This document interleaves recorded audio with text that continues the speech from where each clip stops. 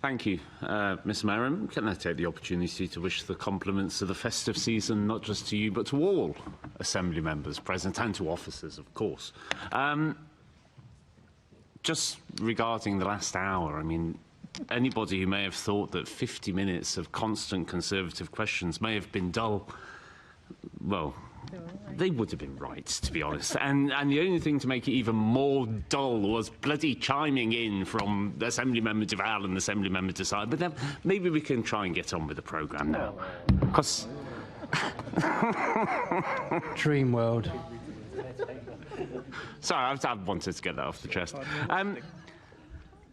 Will your budget tackle the shortfall which the Metropolitan Police Commissioner is highlighting, the need to cut 2,300 officers, the need to cut 400 staff? What measures within your budget are being taken to try to address, at least in part, those cuts, which will be damaging to London? Yeah, I'm not sure we can close the gap completely. I mean, what the Commissioner has done is articulate his frustration at the cumulative impact of 14 years of cuts, and he's done it in a more transparent way for the framework reasons that I've set out. You know, I think everyone accepts, even the harshest critics, one budget can't undo 14 years worth of budgets, but it can start making some progress. So I think there'll still be a gap. There'll still be a need for an amelioration of some of the consequences that the Commissioner, in a very transparent way, set out, which I think is good for him to do. We've got to then work towards persuading the government when it comes to the SR in spring to try and close that gap further. But it is a big gap. And by the way, I just share with him that colleagues across the country are also articulating the consequences of 14 years worth of cuts, and we've got to make sure that when the government makes more progress fixing the foundations of public services, we get more investment in those public services that could do with it. Thank you. One of the services which is being earmarked for cuts is the Royal Parks Police, and I should declare an interest, by the way, as the trustee of the Royal Parks. Bushy Park and Richmond Park have got a small unit of just 12 officers, which provide 7 days a week, 2 shifts all year round. And they are instrumental in making sure that the parks are kept safe as possible and to ensure that there are very low crime rates within the parks. Will you make representations to the Metropolitan Police Commissioner about this particular cut, which would see the end of 150 years of rural parks policing in our rural parks? Look, can I thank him for his question and the sincerity in which he asked it. I know he knows the parks very well, not just from his role as the leader of the council, but also you know, his interest in those parks. So what the Commissioner has done is set up potential options, and he's consulting Londoners, and so I'd encourage him to respond. He knows also the Commissioner has been quite transparent about the impact of mounted police and the dog section and so forth, and so you know, he's got difficult choices to make in relation to prioritising the finite budget he's got. I'll make sure, Chair, that the comments made today are passed on to the Commissioner, but I'd encourage him also to respond directly to some of the Commissioner's tried to be quite candid with Londoners about some of the things he's considering, so and the reason is for this, to give people opportunity to respond, and I'd encourage him to do so.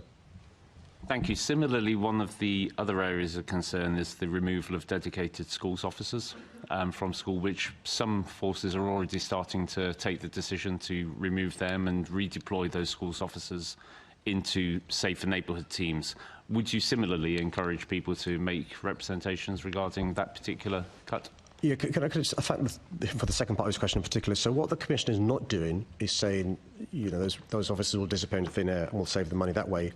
What he's saying is that, you know, by the way, not every school takes a school officer, that one of the options he has is to pivot those towards public protection roles, the neighbourhood roles that he's talking about. And so that's one of the options he has. He'll be aware that actually operational issues matters for the Commissioner, but obviously he takes on board the views of experts in a local community about where they'd like to see those policing assets placed.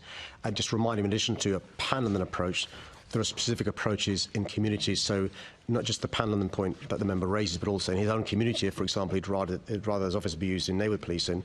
That's a strong point worth making. Thank you. Just one final question is that the Met Police Commissioner recently confirmed that they made their conclusions on the estate strategy and that they need over £1 billion over a number of years in order to commit to the estate strategy. Where are you with the funding for that? So one of the things that we're looking into is, because of the revenue challenges we have, is it possible to borrow for capital? He'll know as a leader of a council that the rules in relation to borrowing and stuff. So that would free up cash for police officers and the other issues that Londoners care about. I think we'll be in a position to respond to that when it comes to the budget process early next year, if you just bear with us. Okay, and I did say that was the final question, but this is the final question. As the Met has made its conclusions on the estate strategy, do you think we might get a chance to have a look at the thing? I've got it. I've not read them yet myself, so I will mind having a read as well. But so yeah, as soon as I get the frustration, honestly, I do. Okay, thank you, Chair. Assemblymember Duval, please. Thank you very much, Chair, and welcoming the... From this exchange, it's clear that while the Mayor acknowledges the deep financial strain caused by over a decade of cuts, his proposed budget still falls short of fully addressing the crisis within the Metropolitan Police. The dialogue highlights the tension between operational needs and political limitations, a familiar theme in London's governance. Despite promises of future funding and reassurances, the uncertainty remains. The Mayor's measured tone suggests realism, not optimism, and that in itself tells us a lot about the challenges ahead for policing and public safety in London. Do you think the Mayor's response was genuine problem-solving or just political damage control? Should the government step in directly to prevent these police cuts, or is it now the Mayor's full responsibility to protect London's safety? Let us know your thoughts in the comments below. Don't forget to like this video, subscribe to our channel for more in-depth political commentary, and hit that notification bell so you don't miss our next deep dive into the world of power and politics. Thanks for watching.